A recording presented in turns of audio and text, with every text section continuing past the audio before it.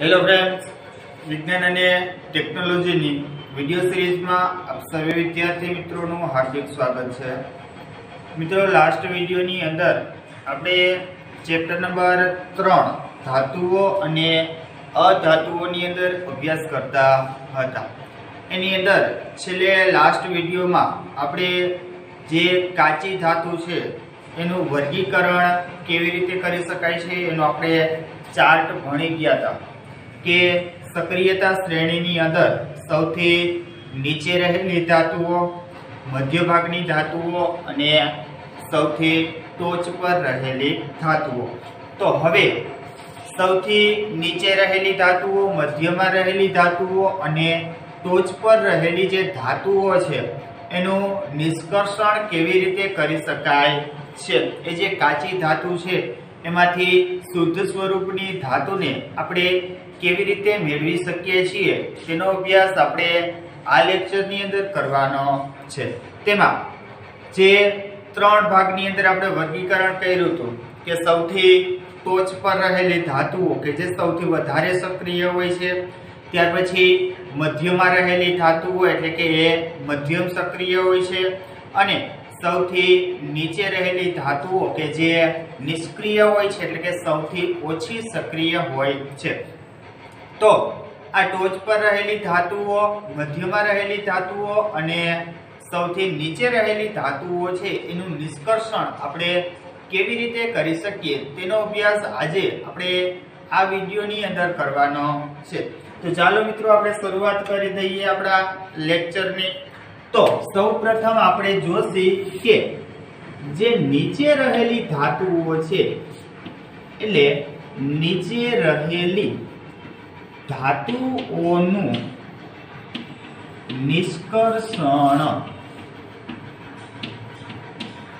સક્રિયતા શ્રેણીની અંદર જે સૌથી નીચે રહેલી ધાતુઓ છે કે જે સૌથી ઓછી સક્રિય છે એનું નિષ્કર્ષણ આપણે કેવી રીતે કરી શકીએ છીએ એનો આપણે પહેલા અભ્યાસ કરી લઈએ।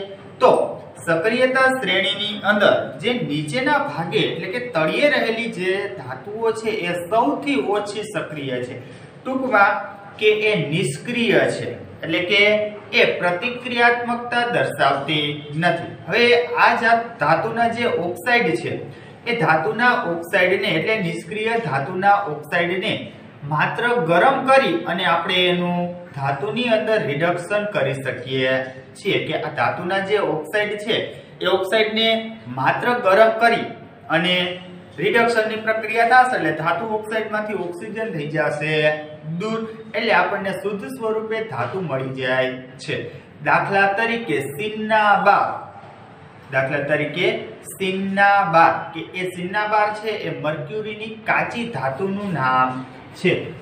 HgS આને શું કહેવાય તો કે સિન્નાબાર કહેવામાં આવે છે કે આ સિન્નાબાર છે એ મર્ક્યુરી એટલે કે પારો એ મર્ક્યુરીની કાચી ધાતુ છે। હવે જ્યારે આપણે આનું રિડક્શન કરવું હોય, શુદ્ધ ધાતુ મેળવવી હોય ત્યારે આ સિન્નાબારને સૌપ્રથમ હવાની હાજરીમાં ગરમ કરવામાં આવે છે।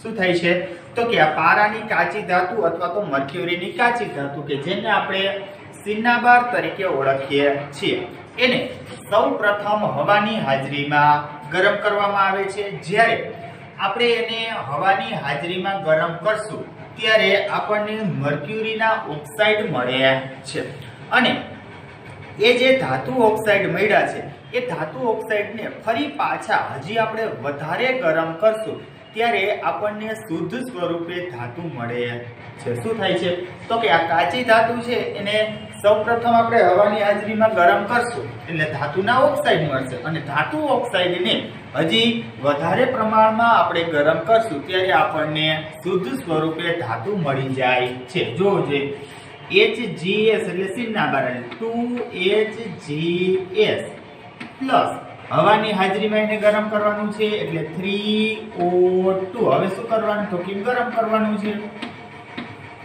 એટલે આ મર્ક્યુરીની કાચી ધાતુ સિન્નાબારને હવાની હાજરીમાં ગરમ કરવાથી આપણને શું મળશે તો કે ધાતુના ઓક્સાઇડ મળશે એટલે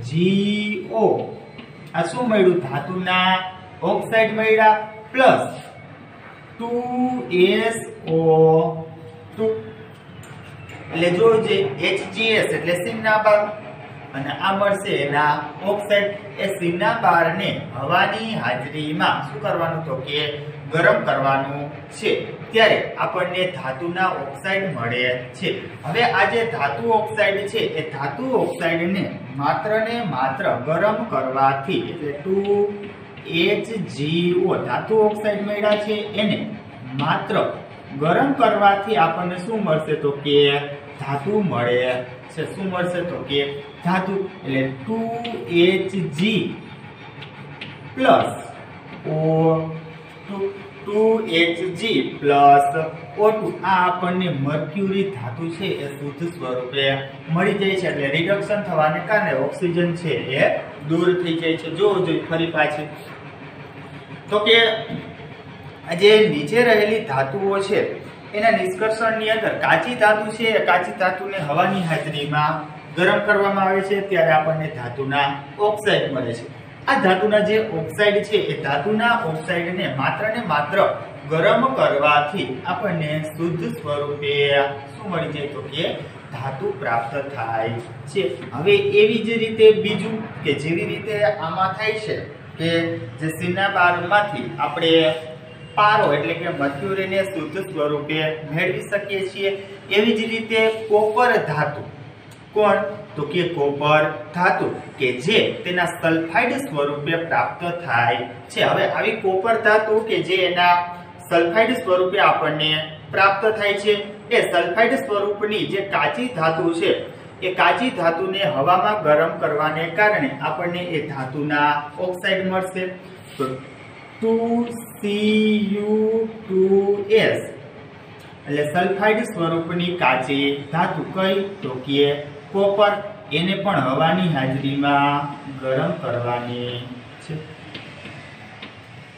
જોજી આ સલ્ફાઇડ યુક્ત કોપરની કાચી ધાતુ છે એને હવાની હાજરીમાં ગરમ કરવાનું છે ત્યારે આપણને મળશે શું તો કે આ ધાતુના ઓક્સાઇડ પ્રાપ્ત થાય છે કોણ મળે છે તો કે ધાતુના ઓક્સાઇડ અને 2Cu2S સોરી 2Cu2O એટલે આ કોપરના ઓક્સાઇડ આપણને પ્રાપ્ત થયા હવે 2Cu2S plus 3O2 it's due 2Cu2O તો બાહે વધશે કોણ તો કે 2SO2 સલ્ફર ડાયોક્સાઇડ તો જો જે આ સલ્ફર યુક્ત કોપરની જે કાચી ધાતુ હતી એને આપણે હવાની હાજરીમાં કરી ગરમ ત્યારે આપણને કોપરના ઓક્સાઇડ મળે છે હવે આ જે ધાતુના ઓક્સાઇડ મળ્યા છે એ ધાતુના ઓક્સાઇડનું શું કરવું પડશે તો કે એ ધાતુના ઓક્સાઇડને ફરી પાછા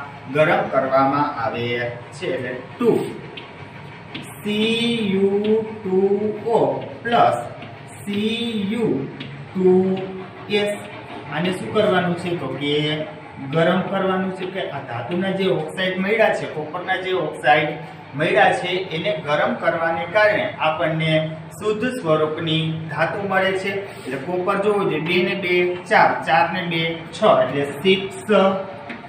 6Cu પ્લસ હવે વાહે વધ્યું કોણ તો કે અહીંયા 2 ઓક્સિજન ને અહીંયા 1 સલ્ફર એટલે SO2 બરાબર છે તો આ સલ્ફરની કોપરની સલ્ફાઇડ યુક્ત કાચી ધાતુ કે જ્યારે એને હવાની હાજરીમાં ગરમ કરવામાં આવે છે ત્યારે ધાતુના ઓક્સાઇડ મળે છે અને આ જે ધાતુ ઓક્સાઇડ છે એને વધારે પ્રમાણમાં ગરમ કરવાને કારણે આપણને શું પ્રાપ્ત થઈ જશે તો કે શુદ્ધ સ્વરૂપની ધાતુ આપણને પ્રાપ્ત થઈ જાય છે તો આવી રીતે આ જે સક્રિયતા શ્રેણીમાં નીચે રહેલી જે કાચી ધાતુઓ છે એનું નિષ્કર્ષણ કરવામાં આવે છે ત્યાર પછી હવે આપણે જોઈએ તો કે સક્રિયતા શ્રેણી છે એની અંદર મધ્યમાં રહેલી જે ધાતુઓ છે એ મધ્યમાં રહેલી ધાતુઓનું નિષ્કર્ષણ આપણે કેવી રીતે કરી શકીએ તો જોવો જોઈએ બીજો પોઈન્ટ આપણો શું આવશે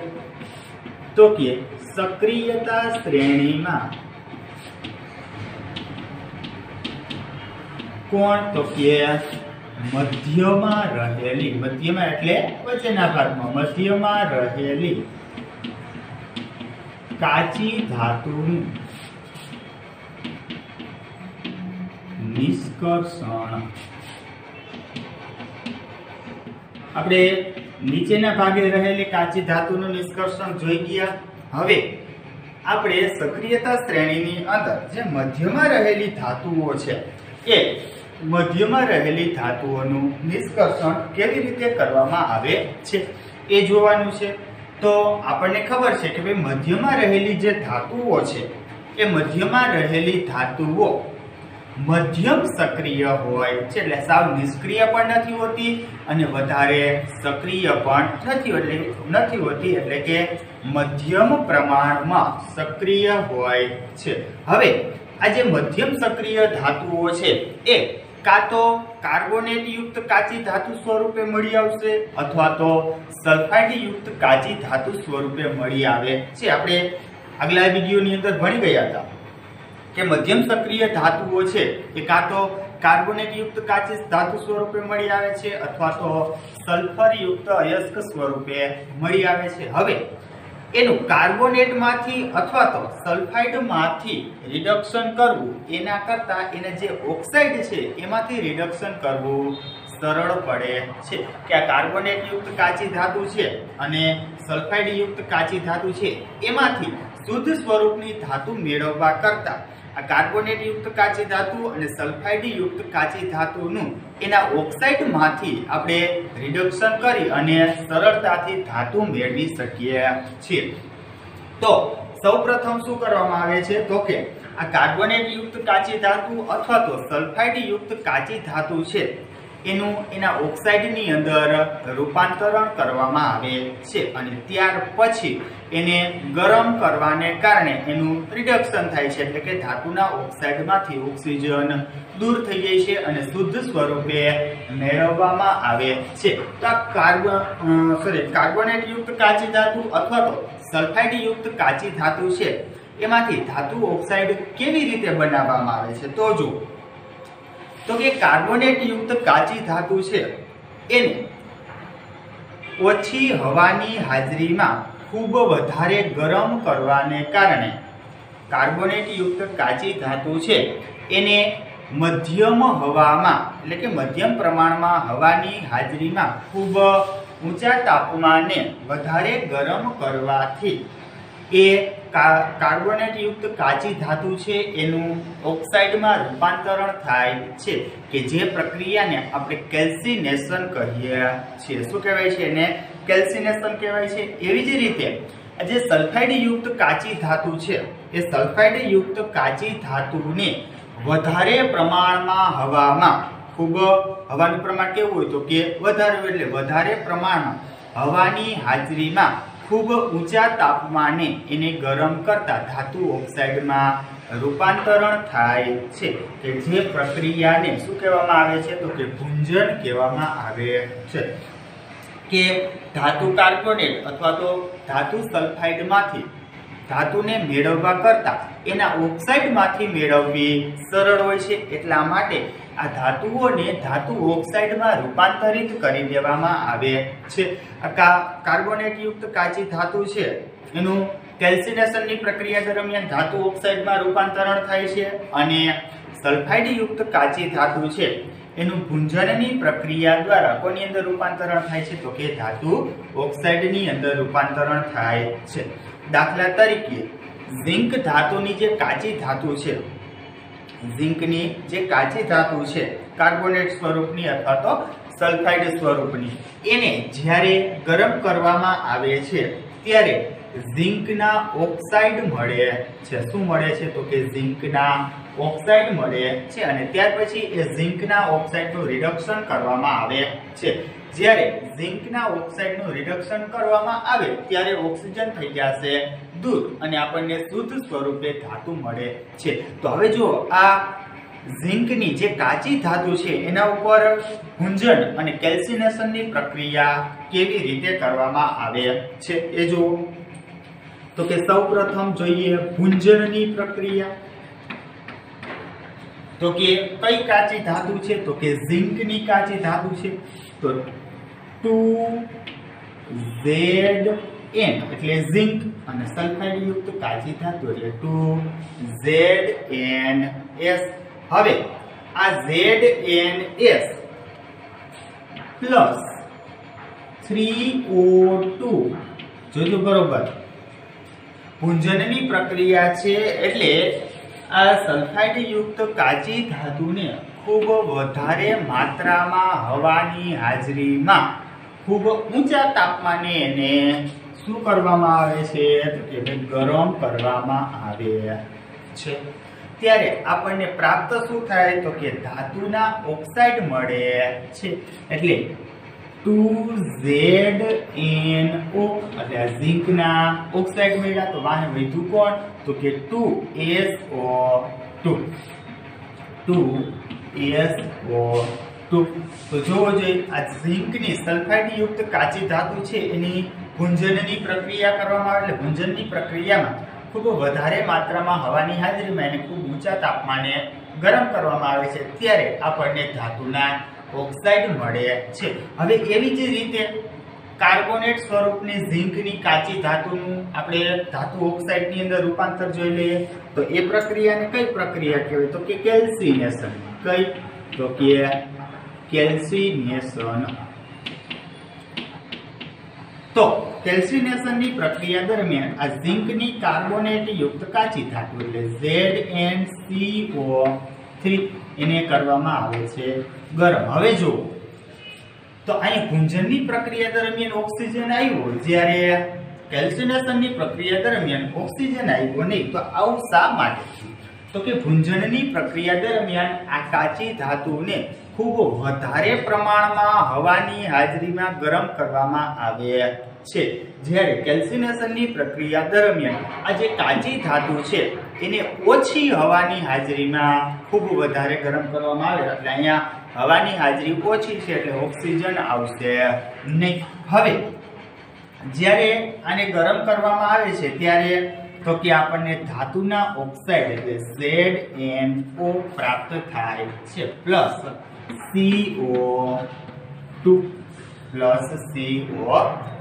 હવે જો તો કે આ જે ધાતુના ઓક્સાઇડ આપણને પ્રાપ્ત થયા એ ધાતુના ઓક્સાઇડની કાર્બન સાથે પ્રક્રિયા કરવાથી ધાતુના ઓક્સાઇડની કાર્બન સાથે પ્રક્રિયા કરવાથી આપણને શુદ્ધ સ્વરૂપે ધાતુ પ્રાપ્ત થાય છે। શા માટે? તો કે ધાતુ છે એ વધારે સક્રિય છે જેથી કરી અને આ ધાતુ ઓક્સાઇડમાંથી આ ધાતુનું રિડક્શન કરી નાખે છે। જોવો જોઈએ તો કે આ ધાતુના ઓક્સાઇડ એટલે ZnO એની કોની સાથે પ્રક્રિયા કરવાની છે? તો કે કાર્બન સાથે પ્રક્રિયા કરવાની છે। હવે કાર્બન વધારે સક્રિય હોવાને કારણે આ ધાતુ ઓક્સાઇડ છે એ ધાતુ ઓક્સાઇડમાંથી ધાતુનું રિડક્શન કરી નાખે છે એટલે આપણને અહીંયા શુદ્ધ સ્વરૂપની ધાતુ મળી જાય છે। બરાબર છે? આવી રીતે છે એ ધાતુનું નિષ્કર્ષણ કરવામાં આવે છે અથવા તો ધાતુનું શુદ્ધિકરણ કરવામાં આવે છે।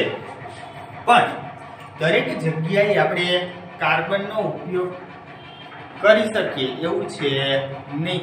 આના સિવાય પણ એટલે કે કાર્બનના ઉપયોગ સિવાય પણ ધાતુના ઓક્સાઇડ છે એમાંથી ધાતુને છૂટી પાડવા માટેની ઘણી બધી પદ્ધતિઓ છે જે આપણે અગાઉ ભણી ગયા હતા। દાખલા તરીકે વિસ્થાપન પ્રક્રિયા। કઈ પ્રક્રિયા? તો કે વિસ્થાપન પ્રક્રિયા। તો એવી ધાતુઓ કે જે આ ધાતુઓ કરતા વધારે સક્રિય હોય એવી ધાતુઓ કે જે આ ધાતુઓ કરતા વધારે સક્રિય હોય એ આના કરતા વધારે સક્રિય ધાતુની આ ધાતુના ઓક્સાઇડ સાથે રાસાયણિક પ્રક્રિયા કરવાને કારણે આ ધાતુ ઓક્સાઇડમાંથી આ ધાતુનું વિસ્થાપન કરી નાખે છે।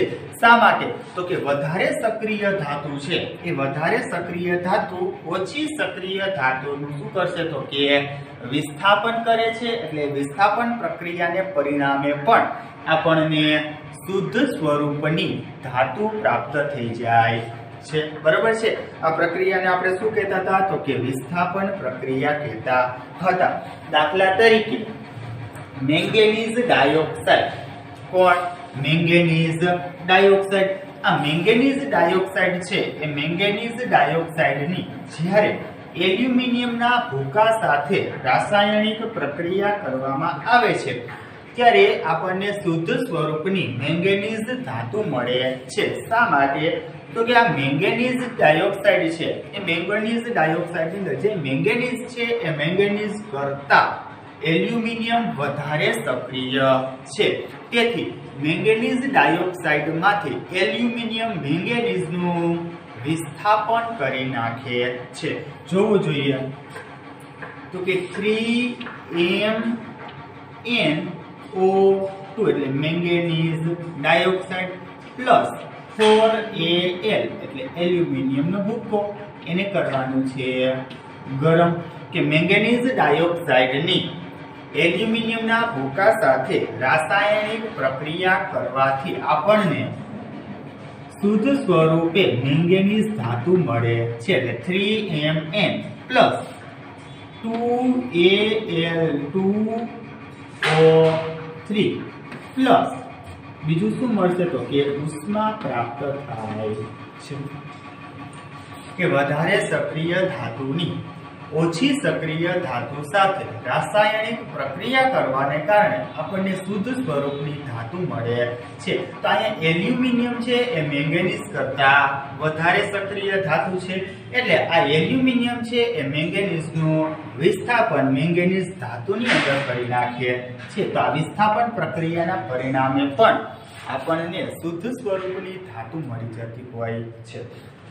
હવે આ જે પ્રક્રિયા છે એ પ્રક્રિયા દરમિયાન ખૂબ વધારે પ્રમાણમાં એટલે ખૂબ મોટી માત્રામાં ઉષ્મા ઉત્પન્ન થાય છે, એટલે ગરમી પ્રાપ્ત થાય છે। આ એક પ્રકારની ઉષ્માક્ષેપક પ્રક્રિયા છે। આપણે અગાઉ ભણી ગયા છીએ કે જે પ્રક્રિયા દરમિયાન ઉષ્મા પ્રાપ્ત થતી હોય એટલે કે ગરમી ઉત્પન્ન થતી હોય એવી પ્રક્રિયાને ઉષ્માક્ષેપક પ્રક્રિયા કહેવામાં આવે છે। તો જ્યારે આ વિસ્થાપનની પ્રક્રિયા થાય છે ત્યારે આ વિસ્થાપનની પ્રક્રિયા દરમિયાન ખૂબ બહોળા પ્રમાણમાં એટલે એકદમ વધારે માત્રાની અંદર ઉષ્મા ઉત્પન્ન થાય છે। દાખલા તરીકે આયર્ન ઓક્સાઇડ, એ આયર્ન ઓક્સાઇડ છે એ આયર્ન ઓક્સાઇડની જ્યારે એલ્યુમિનિયમ સાથે રાસાયણિક પ્રક્રિયા કરવામાં આવે ત્યારે આપણને આયર્ન છે એ શુદ્ધ સ્વરૂપે પ્રાપ્ત થાય છે। હવે અહીંયા જે ધાતુ આપણને શુદ્ધ સ્વરૂપે પ્રાપ્ત થતી હોય એ પ્રક્રિયા દરમિયાન ઉષ્મા જ એટલી ઉત્પન્ન થાય છે કે અહીં જે ધાતુ આપણને પ્રાપ્ત થાય ને એ ધાતુ પીગળેલા સ્વરૂપની અંદર મળે છે। શા માટે? તો કે પ્રક્રિયા દરમિયાન ગરમી જે એટલી ઉત્પન્ન થઈ કે જેને કારણે આ ધાતુ કઈ અવસ્થામાં હશે? તો કે પીગળેલી અવસ્થામાં હોય છે। તો આવી રીતે જ્યારે આયર્ન ઓક્સાઇડ છે એ આયર્ન ઓક્સાઇડની એલ્યુમિનિયમ સાથે રાસાયણિક પ્રક્રિયા કરાવવામાં આવે છે ત્યારે અહીંયા આપણને પીગળિત સ્વરૂપમાં એટલે પીગળેલા સ્વરૂપમાં શુદ્ધ આયર્ન ધાતુ મળે છે। અને આ જે પીગળેલા સ્વરૂપની અંદર આયર્ન એટલે લોખંડ, પીગળેલા સ્વરૂપની અંદર જે આયર્ન ધાતુ મળે છે એ આયર્ન ધાતુનો ઉપયોગ રેલવેના પાટાની વચ્ચે જે તિરાડો હોય છે, આ રેલવેના પાટા છે એના સાંધા માટે કરવામાં આવે છે, અથવા તો કોઈ એવા મશીનો હોય કે જે મશીનોની અંદર સ્પેર પાર્ટના અંદરના ભાગમાં છે ક્યાંય તિરાડ પડી ગઈ હોય તો એ તિરાડને પૂરવા માટે આનો ઉપયોગ કરવામાં આવે છે। એટલા માટે આ પ્રક્રિયાને થર્મિટ પ્રક્રિયા કહેવાય છે। કઈ પ્રક્રિયા? તો કે થર્મિટ પ્રક્રિયા કહેવાય છે। જોવો જોઈએ તો કે Fe2O3 એટલે આયર્ન ઓક્સાઇડ પ્લસ 2Al એટલે આયર્ન ઓક્સાઇડની કોની સાથે પ્રક્રિયા કરવાની છે? તો કે એલ્યુમિનિયમ સાથે પ્રક્રિયા કરવાની છે। આ એલ્યુમિનિયમ છે એ આયર્ન કરતા વધારે સક્રિય છે, એટલે આ આયર્નનું વિસ્થાપન કોના વડે થશે? તો કે એલ્યુમિનિયમ વડે થાય છે, એટલે 2Fe Fe એટલે આયર્ન, પણ આયર્ન કયા સ્વરૂપમાં મળશે? તો કે પીગળેલા સ્વરૂપની અંદર મળે છે, plus Al2O3 3 aluminium oxide plus ઉષ્મા. અહીં વધારે પ્રમાણમાં આ ઉષ્મા પ્રાપ્ત થઈ એને કારણે આ આયર્ન પીગળેલા સ્વરૂપમાં મળશે. આ પીગળેલા સ્વરૂપની અંદર જે આયર્ન મળે છે એનો ઉપયોગ કઈ જગ્યાએ થાય છે? તો કે રેલવેના પાટાના જોડાણ માટે. આ ઉપરાંત કોઈ મશીનરી હોય એના ભાગમાં વચ્ચેના ભાગમાં ક્યાંય તિરાડ પડી ગઈ હોય તો એના સાંધા માટે છે આ પીગળેલા આયર્નનો ઉપયોગ કરવામાં આવે છે. એટલા માટે આ પ્રક્રિયાને કઈ પ્રક્રિયા કહેવાય છે? તો કે થર્મિટ પ્રક્રિયા કહેવાય છે. યાદ રાખજો, આ થર્મિટ પ્રક્રિયા છે તમને પરીક્ષાની અંદર પૂછાઈ શકે તેમ છે.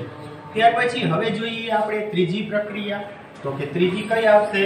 તો કે સક્રિયતા શ્રેણીમાં ટોચ પર રહેલી ધાતુનું નિષ્કર્ષણ. કઈ? તો કે ટોચ પર રહેલી ધાતુનું નિષ્કર્ષણ. ટોચ પર એટલે ઉપરના ભાગે. ટોચ પર રહેલી ધાતુનું નિષ્કર્ષણ. બરાબર? તો આપણે નીચે રહેલી ધાતુનું નિષ્કર્ષણ જોઈ ગયા, મધ્યમાં રહેલી ધાતુનું નિષ્કર્ષણ જોઈ ગયા, અને હવે આપણે ટોચ પર એટલે ઉપરના ભાગે જે ધાતુઓ રહેલી છે એનું વિસ્થાપન જોવાનું છે. દાખલા તરીકે મેગ્નેશિયમ, પોટેશિયમ, બરાબર, એ ટોચ પર રહેલી ધાતુઓ છે. સોડિયમ. તો આ ટોચ પર રહેલી જે ધાતુઓ છે એ ધાતુઓ એટલી બધી સક્રિય હોય છે કે તે ક્યારેય મુક્ત સ્વરૂપે મળતી નથી. એટલે એની સક્રિયતા વધારે હોવાને કારણે એ કોઈક ને કોઈક સાથે જોડાણ કેળવી લે છે, એટલે કે પ્રક્રિયા કરી અને અન્ય પદાર્થો સાથે જોડાઈ જાય છે. તો હવે આ ધાતુના જે ઓક્સાઇડ છે એમાંથી એનું શુદ્ધિકરણ કેવી રીતે કરવામાં આવે છે, એનું નિષ્કર્ષણ કેવી રીતે કરવામાં આવે છે? તો આપણે આ મધ્યમમાં રહેલી જે ધાતુઓ છે એનું નિષ્કર્ષણ કેવી રીતે કરતા? તો કે ધાતુ ઓક્સાઇડ હતા એ ધાતુ ઓક્સાઇડને આપણે કાર્બન સાથે રાસાયણિક પ્રક્રિયા કરતા હતા. પણ ટોચ પર રહેલી જે ધાતુઓ છે એનું નિષ્કર્ષણ કરવા માટે આપણે કાર્બનનો ઉપયોગ કરી શકતા નથી. શા માટે કાર્બનનો ઉપયોગ નથી કરી શકતા? તો કે આ ધાતુ ઓક્સાઇડ છે એ ધાતુ ઓક્સાઇડને આપણે કાર્બન વડે છે એ રાસાયણિક પ્રક્રિયા કરી અને વિસ્થાપન કરી શકીએ નહીં. શા માટે નથી કરી શકતા? તો કે આ ધાતુની આ પ્રક્રિયા દરમિયાન જે કાર્બન છે એ કાર્બન કરતા જે ઓક્સિજન છે એ વધારે સક્રિય હોય છે. સક્રિય હોવાને કારણે એ કાર્બન વડે જો કાર્બન સાથે જોડાણ ધાતુ છે સરળતાથી કેળવશે નહીં. એના કરતા ઓક્સિજન પ્રત્યે વધારે સક્રિયતા અથવા તો પ્રતિક્રિયાત્મકતા દર્શાવે છે. એટલે ઓક્સિજનથી એ છૂટી પડશે ને. એટલે કાર્બન સાથે ધાતુ ઓક્સાઇડની પ્રક્રિયા કરાવીએ તો એમાંથી આપણને રિડક્શન વડે શુદ્ધ ધાતુ પ્રાપ્ત થઈ શકશે નહીં. શા માટે? તો કે આ ધાતુ છે એ ધાતુની કાર્બન સાથે જે પ્રતિક્રિયાત્મકતા છે એના કરતા ઓક્સિજન સાથે વધારે પ્રમાણમાં પ્રતિક્રિયાત્મકતા દર્શાવે છે. એટલે કાર્બન વડે આ ધાતુ ઓક્સાઇડમાંથી ઓક્સિજનનું રિડક્શન થઈ શકશે નહીં. તો હવે આ ધાતુને શુદ્ધ સ્વરૂપે મેળવવા માટે આપણે શું કરવું જોઈએ? તો કે આ જે ટોચ પર રહેલી ધાતુઓ છે એ ટોચ પર રહેલી ધાતુઓનું શુદ્ધિકરણ કરવા માટે સૌ પ્રથમ એને ક્લોરાઇડ સ્વરૂપની અંદર પીગાળવામાં આવે છે, એટલે કે ઓગાળવામાં આવે છે. હવે જ્યારે એને ઓગાળવામાં આવે છે ત્યાર પછી એનું જે દ્રાવણ છે એનું વિદ્યુત વિભાજન કરવામાં આવે છે. જ્યારે વિદ્યુત વિભાજનની પ્રક્રિયા થશે ત્યારે એની અંદર બે ધ્રુવો હશે, એનોડ અને કેથોડ. તો આ જે કેથોડ ધ્રુવ છે એના ઉપર ધાતુ જમા થાય છે. કેથોડ ધ્રુવ એટલે કે ઋણ ધ્રુવ. જે ઋણ ધ્રુવ હશે એના ઉપર ધાતુ જમા થશે અને જે ધન ધ્રુવ એટલે કે એનોડ ધ્રુવ હોય છે એની ઉપર ક્લોરીન જમા થાય છે. અને કેથોડ ઉપર જે ધાતુ જમા થઈ છે એ ધાતુ છે આપણને શુદ્ધ સ્વરૂપે પ્રાપ્ત થાય છે. તો જોવો જોઈએ ફરી પાછું તો કે ટોચ પર રહેલી ધાતુઓ ક્યારે મુક્ત સ્વરૂપે મળતી નથી, પરંતુ એનું કાર્બન વડે છે એ ધાતુના ઓક્સાઇડ છે ધાતુના ઓક્સાઇડનું કાર્બન વડે આપણે રિડક્શન કરી શકતા નથી. શા માટે? તો કે આવી ધાતુઓ છે એ કાર્બન કરતા ઓક્સિજન પ્રત્યે વધારે પ્રતિક્રિયાત્મકતા દર્શાવે છે, એટલા માટે એનું વિદ્યુત વિભાજન કરવામાં આવે છે. હવે ક્લોરાઇડની અંદર પીગળેલી જે આ કાચી ધાતુઓ છે એ પીગળેલી કાચી ધાતુનું આપણે વિદ્યુત વિભાજન કરશું એટલે કેથોડ ઉપર ધાતુ જમા થાય છે, જ્યારે એનોડ ઉપર ક્લોરીન જમા થાય છે. તો આવી રીતે આ ટોચ પર રહેલી જે ધાતુઓ છે એનું વિદ્યુત વિભાજન કરવામાં આવે છે. બરાબર છે. તો જોવા જોઈએ મિત્રો, કાલનો જે આપણો ચાર્ટ હતો એ ચાર્ટમાંથી આપણે જે વર્ગીકરણ કર્યું હતું કે ટોચ પર રહેલી ધાતુઓ, મધ્યમાં રહેલી ધાતુઓ અને નીચે રહેલી ધાતુઓ, એટલે સૌથી વધારે સક્રિય ધાતુઓ, મધ્યમ સક્રિય ધાતુઓ અને સૌથી ઓછી સક્રિય ધાતુઓ. તો વધારે સક્રિય, ઓછી સક્રિય અને નિષ્ક્રિય અથવા તો સૌથી ઓછી સક્રિય ધાતુઓનું નિષ્કર્ષણ આપણે કેવી રીતે કરી શકીએ તેનો અભ્યાસ આપણે અહીંયા કર્યો છે પૂર્ણ. હવે નેક્સ્ટ વિડીયોની અંદર આજનો આપણો આ લેક્ચર છે આપણે અહીંયા પૂર્ણ કરી દઈએ છીએ અને નેક્સ્ટ વિડીયોની અંદર ફરી પાછા આપણે એક સરસ મજાના નવા ટોપિક સાથે પાછા મળીશું.